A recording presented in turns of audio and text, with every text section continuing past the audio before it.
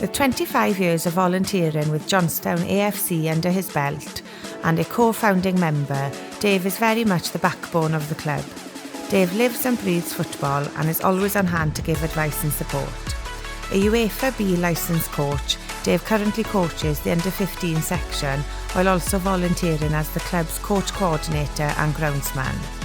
In addition, Dave is also coaching Carmarthenshire on behalf of both Cardiff City FC and Swansea City FC, and last season he took on the role of head of foundation phase at Carmarthen Town FC.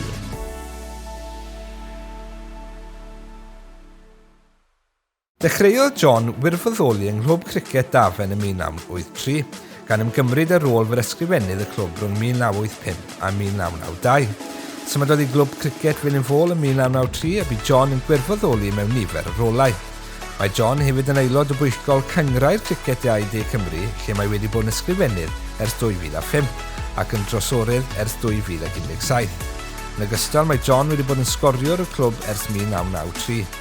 Ynghyd â chadw sgôr ar gyfer Cymru dros 50, Merched Cymru, Clwb Cricet Marylebone ac i Gymru yng nghwpan y byd yn ei Affrica yn ddiweddar yn 2020.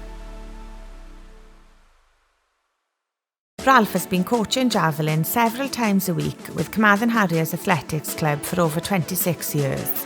He started coaching his daughter back in 1994, where she became first of many of his athletes, over 32 to be precise, to achieve international honours and Welsh Championship titles.